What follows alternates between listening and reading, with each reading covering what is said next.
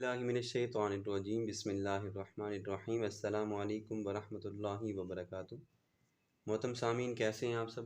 امید کرتے ہیں کہ آپ سب اللہ تعالیٰ کے فضل و کرم سے ٹھیک ٹھاک اور خوش ہوں گے۔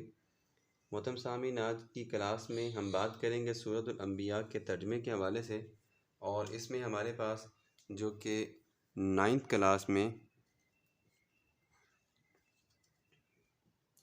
سورۃ الانبیاء کی جو آیات شامل ہیں وہ ہیں ہمارے پاس 30 سے لے کر 35 تک۔ یہ ہمارے پاس سلیبس کی آیات ہیں جو ہم نے پڑھنی ہیں۔ انشاءاللہ ہم اسی سورہ مبارکہ کی ان آیات کو پڑھنے کی کوشش کریں گے۔ سب سے پہلے ہم اپنی کلاس کا آغاز کر لیتے ہیں۔ میں یہاں پہ سب سے پہلے قرآن مجید کی جو یہ سورہ مبارکہ ہے سورۃ الانبیاء، آیت نمبر 3، آیت نمبر 30 لکھتے ہوں۔ اولم یر الذین کفروا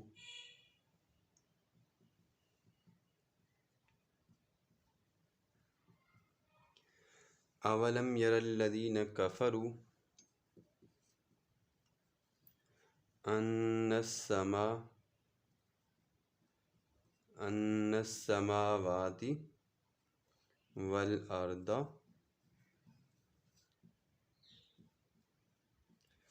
ٹھیک ہے، یہاں تک ہم ترجمہ کر لیتے ہیں، پھر اس کے بعد آگے پڑھتے ہیں۔ آ کیا ترجمہ ہوتا ہے؟ کیا۔ ٹھیک ہے، آ کا ترجمہ کیا ہوتا ہے؟ کیا۔ لم کا ترجمہ ہوتا ہے نہیں، لم کا ترجمہ ہوتا ہے نہیں۔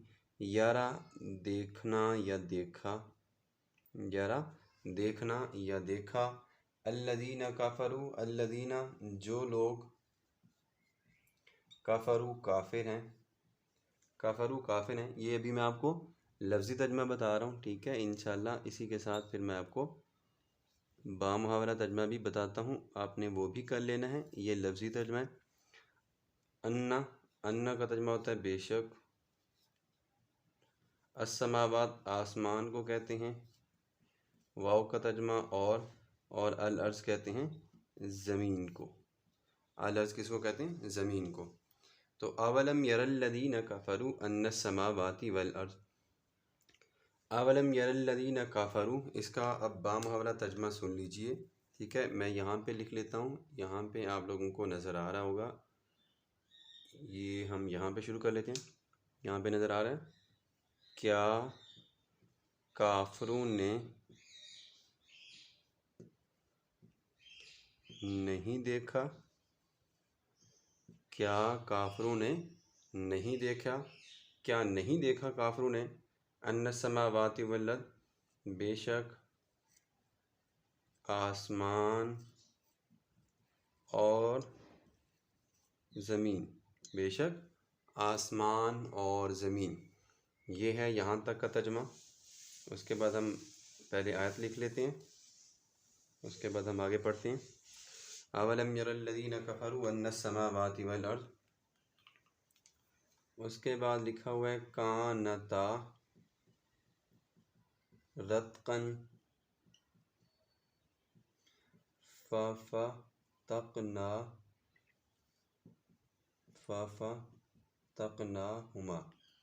کانتا رتقا ففتقناہما۔ یہاں پہ اگر ہم بات کریں تو ہمارے پاس یہ کانا ہے، کانا فعل ماضی ہے، کانا فعل ماضی ہے، اس کا ترجمہ ہوتا ہے تھا، تھی یا تھے۔ کانا چونکہ فعل ماضی ہے اور یہ واحد مذکر، اب کانا میں ماضی کو کوئی بھی کیا استعمال کر سکتے ہیں، لیکن بات کرتے ہیں یہ واحد ہے، مطلب اس میں ہم جو ترجمہ کریں گے وہ ایک کا کریں گے۔ لیکن یہاں پہ اگر آپ غور کریں تو یہاں پہ آپ کو لفظ نکلا ہوا نظر آ رہا ہے کانتا، ٹھیک ہے۔ تو کانتا، کانا وہ ایک تھا، کانتا وہ دونوں تھے، کانتا وہ دونوں تھے، رتقن ملے ہوئے، رتقن ملے ہوئے، یا رتقن کا ترجمہ ہم جڑے ہوئے بھی کہہ سکتے ہیں، ٹھیک ہے۔ کانتا رتقن وہ دونوں ملے ہوئے تھے۔ اب ان دونوں سے مراد کون ہے؟ آسمان اور زمین، ٹھیک ہے۔ فا کا ترجمہ کیا ہوتا ہے؟ پس۔ فتقنا، یہ جو نون الف نا آپ کو نظر آ رہا ہے، ٹھیک ہے، اس کا ترجمہ ہم کرتے ہیں ہم۔ آگے اگر آپ غور کریں تو آپ کو ہما نظر آ رہا ہے، تو ہما کا ترجمہ ہوتا ہے وہ دو۔ اب یہ وہ غائب کے لیے استعمال ہوتا ہے، ٹھیک ہے، یہ ضمیریں ہیں، یہ میں آپ کو سمجھاتا ہوں کہ یہ ضمیریں کیا ہوتی ہیں۔ کانتا رتقن، وہ دونوں تھے ملے ہوئے، ففتقناہما، تو ہم نے، ٹھیک ہے، تو ہم نے ان کو الگ کر دیا، تو ہم نے ان کو الگ کر دیا۔ اگر ہم سمجھیں تو اس آیت مبارکہ میں یہ بتایا جا رہا ہے کہ زمین اور آسمان پہلے ملے ہوئے تھے یا پہلے ایک تھے، تو اللہ نے کیا کر دیا، ان دونوں کو الگ الگ کر دیا، ٹھیک ہے۔ یہ یہاں پہ جو سمجھانے والی باتیں ہیں وہ میں یہاں پہ لکھ لیتا ہوں تاکہ میں آپ کو اس آیت کے مکمل ہونے کے بعد بتا دوں۔ ضمائر سمجھانی ہے میں نے آپ کو، ٹھیک ہے، ضمائر ہو گئی، اور فعل ماضی کا حکم سمجھانا ہے میں نے آپ کو، اور اس کے بعد یہ میں نے آپ کو بتا دیا، ٹھیک ہے، کہ میں آپ کو اس ویڈیو کے آخر میں سمجھاتا ہوں، ویڈیو کو پورا دیکھیے گا۔ ان السماوات والارض کانتا رتقا ففتقناہما، آگے اللہ نے فرمایا ہے وجعلنا من الماء کل شیء حی افلا یؤمنون،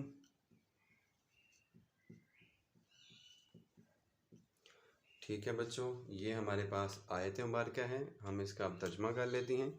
واو کا ترجمہ کیا ہوتا ہے، اور جعل، یہ یوں ہوتا ہے جعل یجعل، ہم نے سورہ مریم میں پڑھا تھا، اگر آپ کو تھوڑا سا یاد ہو، ولم یجعلنی، تو یہاں پہ دیکھیں نی کا ترجمہ ہوتا ہے میں، جعل کا ترجمہ ہوتا ہے بنایا، بنانا، ٹھیک ہے، ولم یجعلنی، بنایا یا بنانا۔